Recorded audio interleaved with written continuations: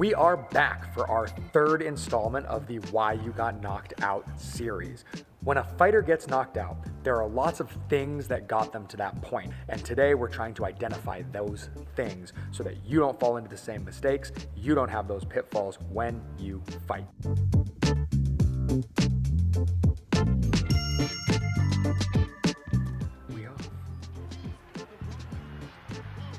Next fight looks like a close exchange.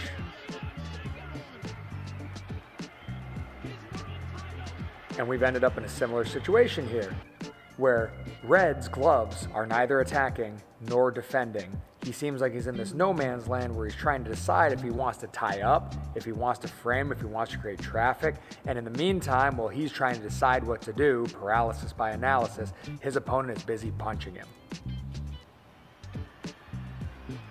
And the ref steps in as he should. We talk about intelligent defense.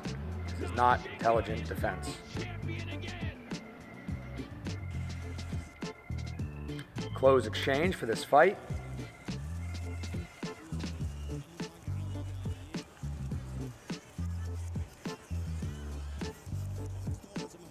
And it looks like White Gloves is outmatched here. Gets knocked off balance with a jab. Gets caught losing sight of his opponent. Wrong guard for the wrong range. Gets him hit and dropped the first time. Second time around, giant hook on the line from a poor position. Is getting outmaneuvered handily. A 5 sneaks through and under, hits his chin, and he decides to call it. Probably a smart move. Looks like he's getting outworked. Next fight is a close exchange. Another bare knuckle fight. I love all the BKFC stuff going on. Shout out to my man, Tower Dog Dan.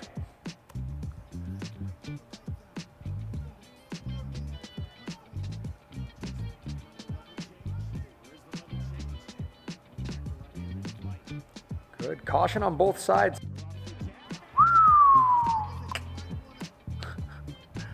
Caution on both sides here, but it looks like Red Raps tries to step in.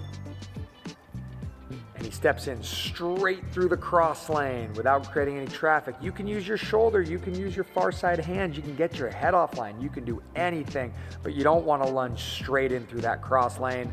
That'll get your cross countered, and you'll end up on your butt. Just like that. Next fight is another closed exchange. I don't like the way Black Shorts is just sitting on the ropes here. He's trying to threaten out of that high guard. He's trying to move, but it's too little too late.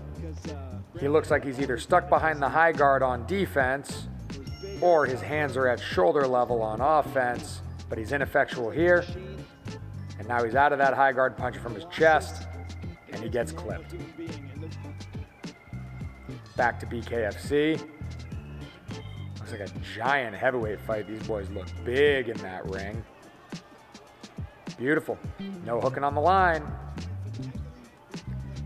You see Green Trunks throws a big right hand, and his head just hangs out in the cross lane. He's there to get picked.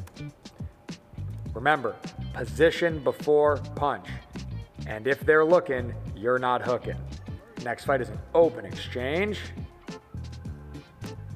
Red Gloves is our southpaw. I think I know Red Gloves. He looks familiar. Is that Ammo Williams?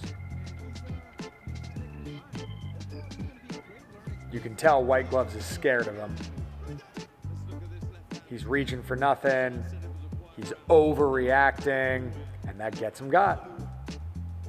Remember, when you parry, you catch the shot first, and then you redirect it. You don't slap for a punch. Because then if your timing's off like it was there, if the punch comes early, you get hit. If the punch comes late, you get hit. Another open exchange.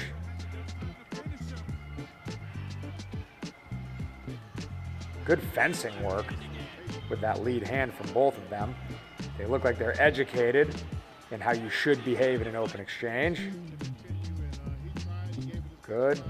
Tassels gets hit, and his legs aren't under him. Let's look at that again to see the acute moment where the damage is done. Got to go back farther. Yep. He just ducks down, and he has a guard as if he's in a closed exchange like this. Again, he's in the cross lane, and he gets hit.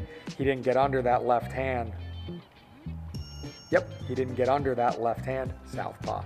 Yep, he gets into the path of it, and he gets whacked. You got to remember, with a southpaw, you're not defending from the same positions. Your head is on their cross lane.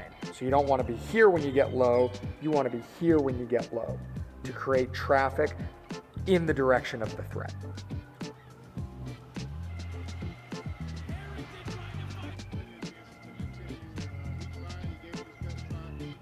Yep. This could be the finish here. Referee's looking.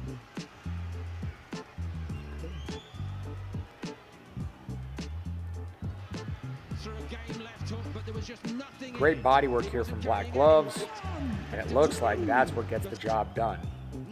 He's coming in, he's digging to the body, he's hitting to the head. He's staying busy, busy, busy. We talked about in a previous video how you pair your punches. You go linear round, you go high-low, and you go to the two far diagonal sides. He does a wonderful job of that. His opponent should be trying to commit to one side, one shoulder, one elbow, or the other to limit that offensive onslaught that's coming his way. Or he should be creating space on his terms to be able to hit back, or he should be tying up and turning. He had lots of options here besides sitting on the ropes and taking that. Next fight is a closed exchange. Great body work from Green Shorts. And that body work looks like the thing that made his opponent uncomfortable enough to set up the knockout. Let's see it again. His opponent's reaching with that right hand, which leaves his body open for that liver shot. As soon as that liver shot lands, he's reaching with both hands, which leaves him vulnerable. And the second he hits the ropes and he can't yield ground anymore, he gets clobbered with that cross. Once again, your hands should have a job. They're punching, they're defending, they're framing, they're creating traffic. You can't just absent-mindedly reach your hands away from your face and your body. That's what they're protecting. Another closed exchange.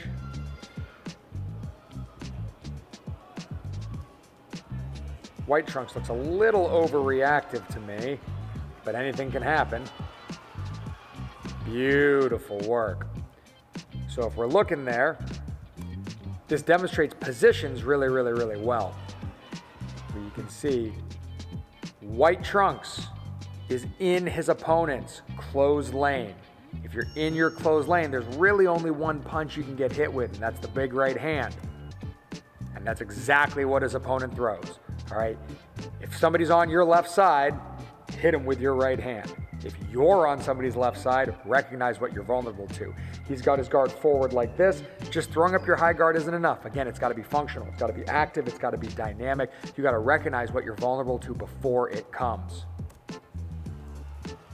And he didn't. Nice. Orange immediately pairing those hooks and uppercuts. His opponent doing the same thing. Lots of physicality here. Looks like one of the Boston novice fights. Hey, good work. Let's see the setup here. He's working him over that left shoulder. And then when Orange slaps that high guard up, he's not in middle distance posture. We talked about this a lot in our last video in this series, where when I have that high guard up, I need to bring my elbows down. I can't have that high guard up and lean forward. It leaves your body exposed, and that's exactly what happens here. And his opponent immediately recognizes it, immediately takes advantage of it. Another heavyweight BKFC fight. Big boys slinging a lot of weight around. And again, our boy in the red wraps passes through that cross lane with no traffic. And I don't envy him. Things happen real fast in bare knuckle. You don't have the weight of the glove slowing you down. Our next fight, closed exchange. Fast punches. from Black Gloves. And he gets his body whacked. Let's see it. Stabs to the solar plexus with a jab, and that's enough.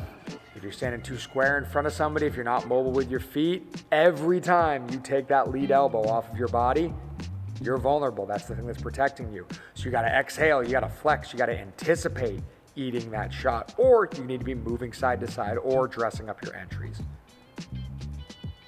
Open exchange.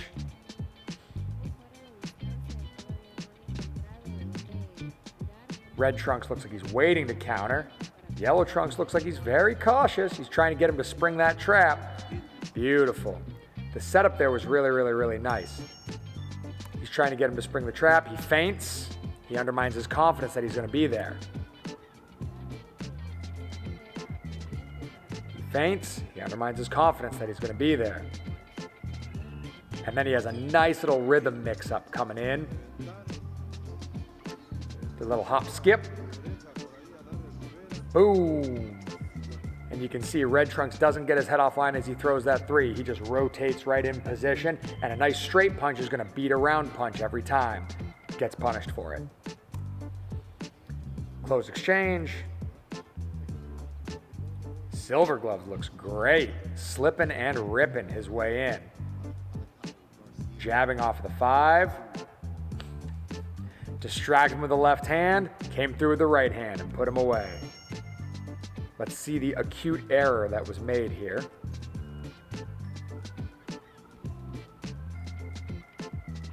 Jabs on the line. Doesn't get his head offline. Lets his hand drop down low. Still doesn't move his head during the punch or after the punch and is punished for it. Once again, we've got somebody not getting their head offline with an entry and hanging out in the cross lane. These are lessons to learn. We got Mungia versus Ryder here. I already watched this fight, though I haven't thought about it much. Let's see what happens on the finish. It's really hard to use that half guard in exchange range as a short southpaw, because you've got nothing obstructing the path of the jab. And if that jab hits you, it knocks you off balance and it tees you up for the right hand, which is exactly what's happening here. You won't see other short southpaws like Loma doing that, Usyk doing that, Richie Torres doing that. You got to make sure that if you're using that half guard, it's at a range that you can close off the path of a punch. When you get in tight, it's too easy for somebody to snake that jab inside or that 5 inside of that shoulder. Got some women's boxing, excellent body work, and once again, just a non-functional guard. None of these shots really look like they're getting through or doing damage, but you can't just sit there and let somebody tee off on you or the ref's gonna call it, and that's what the ref does, because that's the ref's job. Next match, another closed exchange. I don't like how wide Red Glove's elbows are, but it might not matter. Blue looks comfortable in there. Too comfortable. Walks right into range, doesn't dress it up. He bites on all that hand play that Red Gloves is doing. See that again. Yep, cross catches him right on the top of the head. He's side on, he's not in a position to absorb that force. Didn't dress up his entry.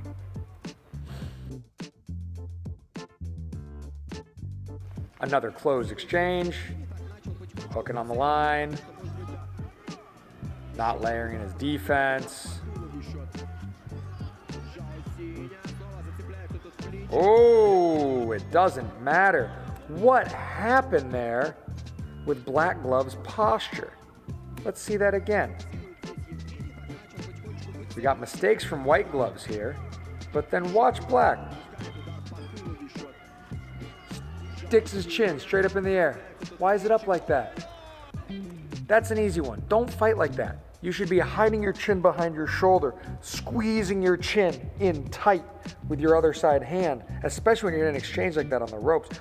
You shouldn't ever, ever, ever be sticking your chin up like this. It lengthens the lever of your neck, it makes it harder to resist shots, and it gives access to the longest lever attached to your skull, your jaw.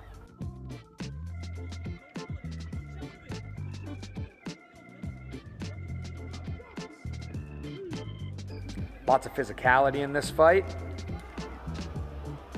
And one man is punished for hooking on the line. We've seen it before, we saw it again.